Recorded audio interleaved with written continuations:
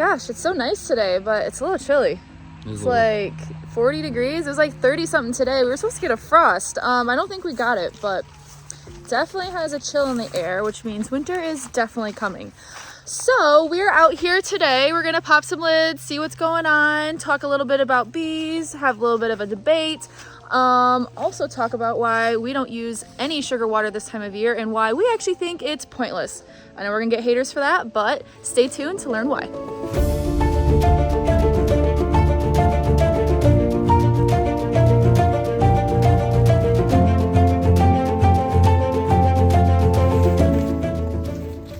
Oh yeah, those must be all the summer bees that are dying.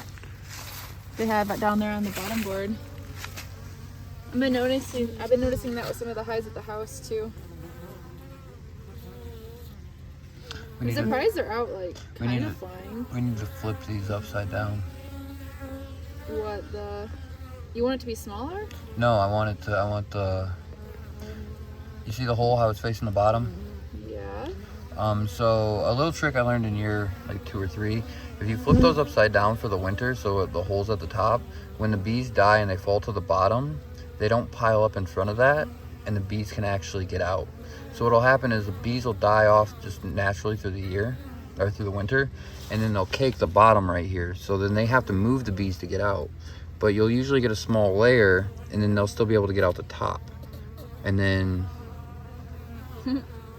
Will they though? It won't get like too crowded that like they can't get out whatsoever? No, I've always kept mine upside down in the winter. Okay. Cause see how this, like right here, they're just pulling out the old summer bees and stuff like that. Yeah.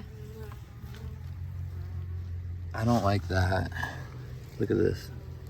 Oh, the crack. They're not sealing it up, are they? No, they're not. They're using it as an entrance. They sealed it up right here. We'll wrap duct tape around it. Okay. Help seal it for them. I don't know, why are there like some that are like trapped there? Are they trying to put like dead bees out? They might be choosing to die there so that way they can propolize and use their bodies. Oh, maybe that is what they're doing. That's actually kind of smart. Oh, there's a bee with another bee. What do they use to like carry them? Because like they're always like stuck on them, and they always have to like kind of like scrape them off their body. Does anybody know what they use to attach dead bees to them to carry them out? And they're gone. Yeah, it's interesting. Yeah, I have a bunch of dead summer bees down here on the ground. Let's grab a hive tool and see what these guys look like in the bottom boxes. Okay. I'm definitely gonna put my veil on for that because they're gonna be a little grumpy. That hive sometimes can be a little feisty. But since they have requeened, they actually have calmed down quite a bit. So hopefully it won't be too bad. Uh-oh. Next year we're gonna play with that. Oh yeah, we didn't even touch that this year. No. Jeez. This is a custom built mini hive I made. It's a blow off for the defender hive. So as the defender hives get too big, I start to put some of the extra frames into that. So that way that eventually becomes its own hive. And I have the ability to do a lot of different things with it. Has anybody seen the inside of it? I do not know. Did we leave hive? Oh wait, I think we left uh-oh. Oh no, we just left comb. Yeah, we just threw some comb in there. But these little frames. These little frames, basically, and then it'll fit all together. I think it fits 25 of them.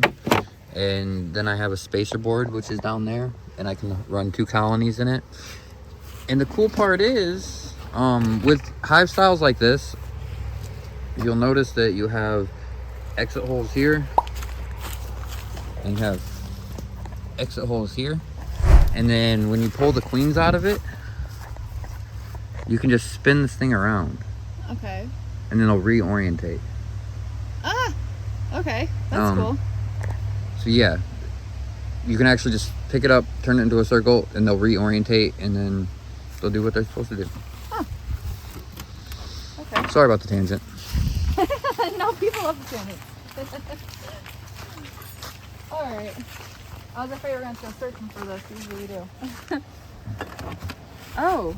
I would equalizing. Because I put these shims on. Is the shim? Oh no, the shims work down. Yeah, they propolized that. Not a bad little hive. Looking pretty. Yeah, they should be clustering up a little bit since it was pretty chilly this morning. It was our first 30-degree morning. So, yeah, I'm fertilizing that over there. It's kind of nice to see how bee yard 51 is doing. Yeah, remember guys, this is bee yard 51, so this is our experiment yard. Hence, bee yard 51. Get it? Haha. Aha, that's a knee slapper, right? That's a knee slapper indeed.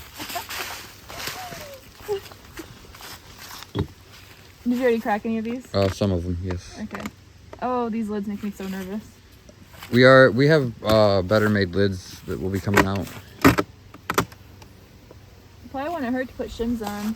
Yeah. Oh, they're in the bottom box and they're all like, what is going on? Okay, we'll shut you guys out. Sorry. This hive, Should though. I be cracking it at crack the this double hive. box? Yeah, crack this hive. It's Should I be gorgeous. cracking it down here? No, crack the top and then we'll crack the bottom. Okay. Remember, guys. It is supposed to be 70 degrees tomorrow and the following day, so they will be able to propolize it back up for anybody who's like, hey, you're breaking your winter seal. So no worries. And also, we've always opened our hives throughout the winter time too, and it never makes a difference. It doesn't kill them. And this is, like we said, this is BR 51. This is where we come to learn. So even if we do things wrong out here, that's what innovation is built by failure. So like, these are the hives we get to play with, because a lot of people don't get to play with their hives. They just put their hives down and they just leave them there all winter long. It takes 5 years to learn something we learned in year 1 because we messed with these hives constantly. So, or because people are too afraid of them dying or failing, so they don't really want to try anything. They just do what's tried and true and stick with that. Our goal is to push beekeeping in the ways that the opposite direction that everybody's decided is the standard. So that's how you find new things. Oh, wow, that looks beautiful. We like to see them caked in there like that. Let's check this bottom box. Oh, I can't really pull it up very much. Those are all in the top box. Okay. Well, this hive is kind of light, to be honest, so that would be why. Whereas this one is pretty heavy, so that's probably why they're in that bottom box. They still have some honey stores down there. So this one will definitely need some sugar. But you were saying we're going to do mountain camp method? Yes. On the nukes, we're just going to throw sugar on top. That way it soaks up the moisture, also gives them some food. Because, fun fact, this is actually why we don't feed sugar water. Because bees can survive on just plain sugar throughout the whole entire winter time. Kasey and I both tried this. You've been trying this for the last couple years. Yeah. I tried it for the first time last year, and they did absolutely great. They did not have to use any of their honey stores. They just survived off of just like the straight sugar. Because like the thing I learned last year is I went really hard on feeding sugar water in the fall. And I probably spent at least like $1,500 on sugar, and it was all pointless. Like, they just used it for food. They didn't store it. I mean, they stored some of it, but I still had to put sugar on in the wintertime. And then I realized, hey, why did I feed them with sugar water? Made them work harder to turn it into honey. So now my winter bees don't have as much like vitellogenin that I always talk about, because they're using up all of their energy reserves to make that sugar water into honey, when I could have just put on just plain sugar for them to eat anyways. So, yeah. Yeah, no, I'm a big fan of just throwing some sugar on top. And I've tried feeding the first year. Okay, I would like to explain to everybody. I didn't start treatment free or anything like that. Like, so a lot of people came at about, well, you can't be treatment free if you've never treated before. And I find that to be valid, because you don't know the opposite of something unless you've tried it. So my first year, I tried everything. In fact, I tried, what are little strips, Mite Away quick strips or whatever? Yeah, Formic. So I made the pads or the strips? The strips you dangle between. That's Apivar. Apivar, yeah. I tried that year 2 because people were so mad that, like, at first I didn't want to treat my bees, and everybody's like, you have to. And I know, they like, it's almost like a cult. They like convince you to do it. Like, you have to do it or your bees will die. Yeah, it's what it fell into. Like, so I tried it, and what I learned is I didn't like it. I didn't like it at all. The bees started looking sicker. That's what I noticed too. And then I decided that, like, Who's running out sticking apivar strips in the trees? Who's running out there sticking apivar strips in these, like, anywhere? No, these natural selection runs rampant out here. Mm-hmm. And to be 100% fair, I've watched over years, I've watched them pick. Like, they don't just abscond. These bees aren't just leaving. They're not just going. We have bee trees in the area. We do. So, but they've been sending out swarms for multiple years. So. Oh yeah. I don't control the swarms. I just don't breed from the hives that swarm. Yeah. But what I noticed is, like, say this one was doing bad and this one was doing bad. They'll all leave these hives and they'll join this hive. And they'll join that hive, and they'll join that hive. And then these hives will do amazing through the year, as where I could have just coddled these ones and maybe kept them alive. But then in the spring, they just would have and then maybe lose all three of them. When they could have strengthened them, and then you have 2 hives make it, and only one that collapsed. I think it's just bad for us to try to tell the bees what they should do instead of just letting the bees do what they want to do. Yeah. No, that's exactly why I don't like moving them out of the boxes they've been in. Once it hits like August, whatever box they're in August, that's the box they're staying in, because they need that time to plan out how they're going to overwinter. Because even at that point, they've already been planning it out. So if you move them into another box, now they're like, hey, now we have to change our plan. Stresses them out. Like, we were talking about possibly moving some of these hives today, which I don't know if we're going to or not. But my argument was that it'd be too much stress on the bees to then move them from location to location, and then having them in the truck and then like being like bumped around.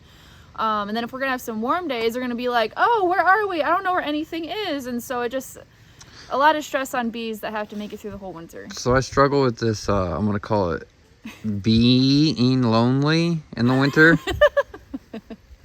Yeah. So like I bring all my bees, like a lot of my bees, I bring them like right to my house instead of like right next to my porch, so that way I can just like I'm addicted to bees. Like, it's a problem.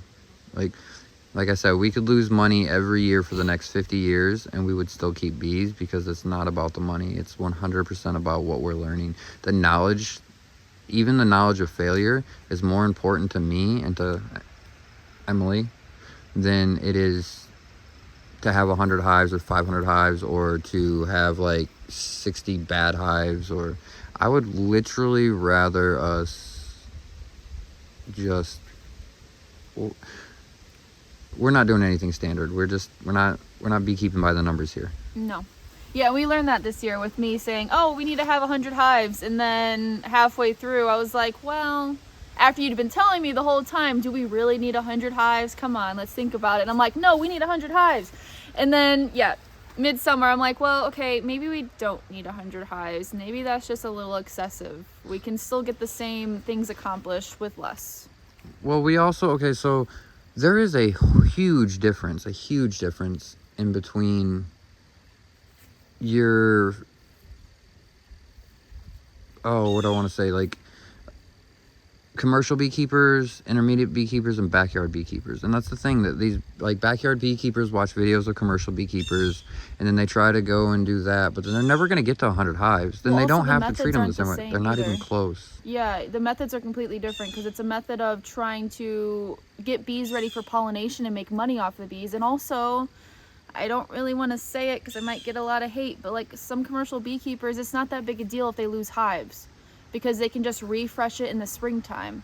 Whereas backyard beekeepers, we want to keep our hives. We don't want to lose any of them, otherwise it hurts our wallet. So our methods are going to be different in how we manage the bees because of that. And I would like to point out that we are neither backyard beekeepers, we are not intermediate beekeepers, and we are not professional, like, I guess they'd call us sideline beekeepers, but like we're more like experimental beekeepers. We are experimental beekeepers. Like, yeah. Losses are just as important to us as the ones that make it through. Mm-hmm. So even if we had 100 hives and 50 of them died, those 50 are going to teach us just as much as the ones that survived. So like, we don't have that fear. Like, we're not biting our nails if hives die, because that's the thing. Once you get to a certain point in beekeeping, you realize two frames of comb and you have a hive in a couple months. Oh yeah, exactly. If you have all that comb, just throw in 2 frames and then boom, 2 frames and a queen, and they'll explode. And to be fair, if this hive dies, leaves us all the comb, and then that comb starts 15 hives in the spring of genetics of this one or that one, then I'm kind of thankful this one did what it needed to do for the year, died off like it was supposed to, or it's neat, like whatever. But then we have plenty of comb to go with genetic lines that matter. Yep. So stop having panic attacks, guys. Keep the bees. Don't panic over the bees. Yep. And if you're a new beekeeper, I always like to say, expect to lose your hives the first 3 years. Because I feel like when you put so much pressure on yourself being new that you have to do everything perfect and everything right, and if you lose your bees, you're a failure, you're never going to find the love or passion for it, just because you're putting so many constrictions on yourself. Where if you're just like, okay, if I fail, then I fail. I learned something from it. And then you're still going to have that comb where you can just plug bees right into, like we talked about. So really, you're not losing anything at the end of the day. And you can do everything right and still lose your bees.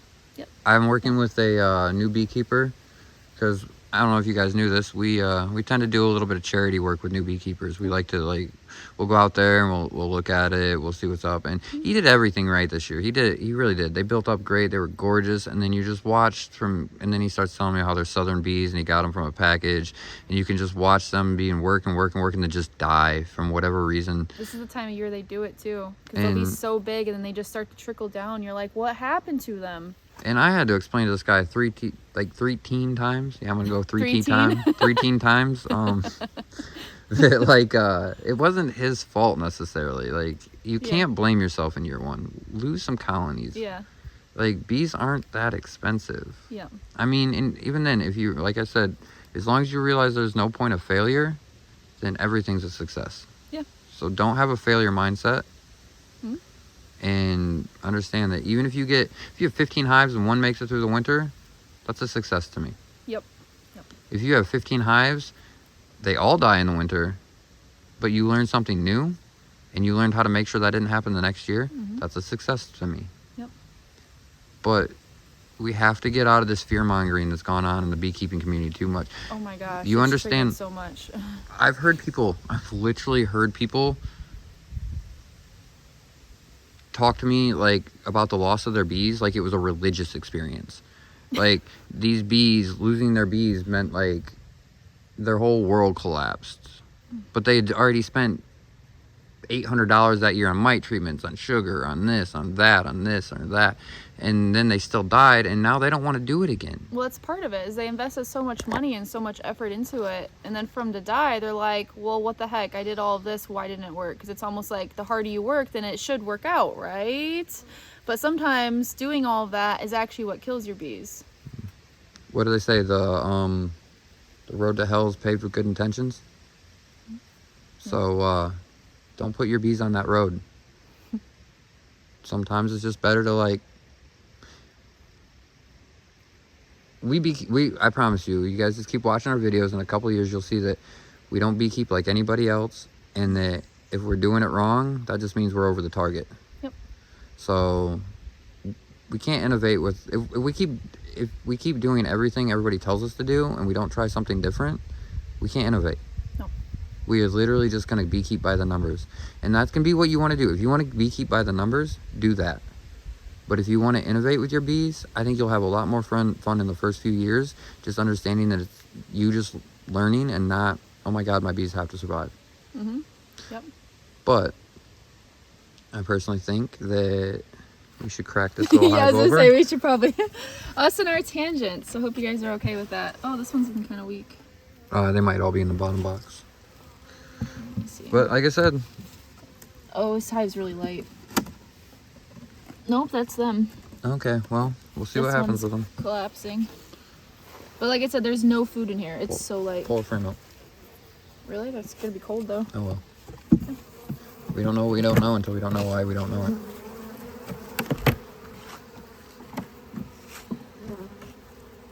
So yeah, before you guys start... Don't get stung. It tried to fly into my mouth. Oh, small hive beetle.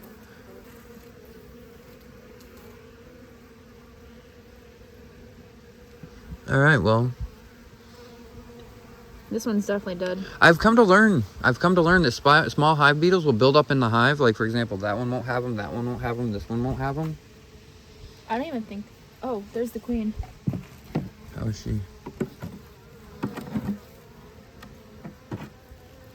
She's not laying. She's tiny. She looks like a virgin. She might be. They might have swarmed. Like I said, like she is small, and they don't. That's all they have for food. Is what you see right there. Like this hive is dead. Like literally, it's already dead. Okay. Well, we will let it die. And the small hive beetles are gonna eat up the larvae, though. Let them. I always have such a hard problem watching these queens die, but I know. It would be different. Like, okay, if this was a different yard, I would be super sad right now, I'm sure. Yeah. But if they make it out of this yard... Oh, hey, look at this. What do we got? We got a mite on a bee right here. See it? Yep. Oh, we got a bunch of mites on here. Oh, you see more? Yep, that one has it. Okay, guys, you want to see a good picture of mites? This is a parasitic mite. Can you guys see it?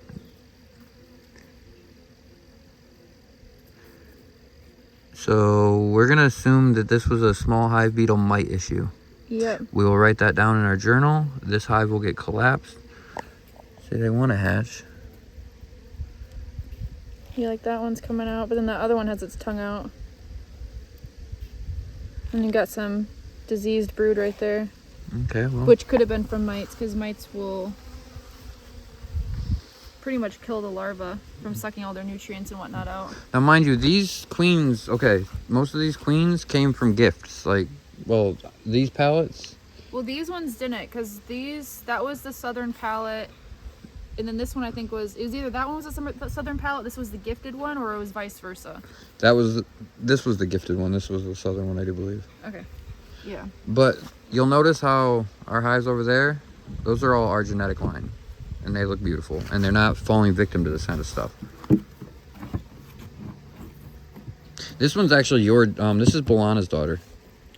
Remember? Are you sure about that? Yeah, because this is that one that wait, yeah, because I started. You started, yep. Yeah, I thought she was originally in this one because she likes to hide.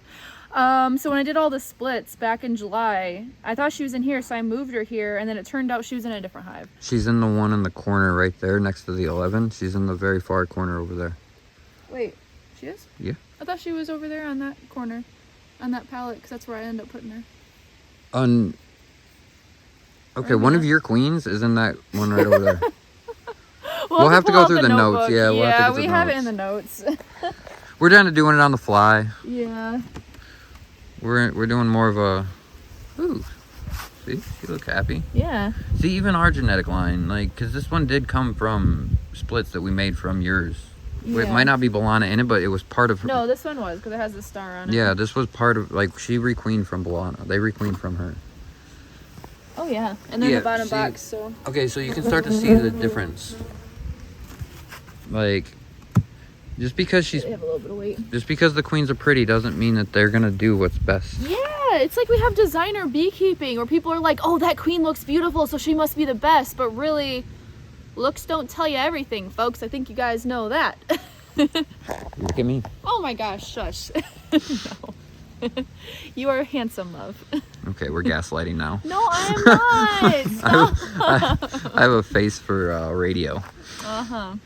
Whatever. I kid. You can think all you want.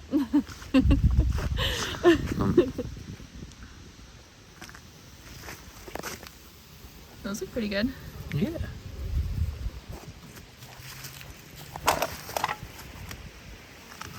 Oh yeah. Oh yeah. I ain't hating on that.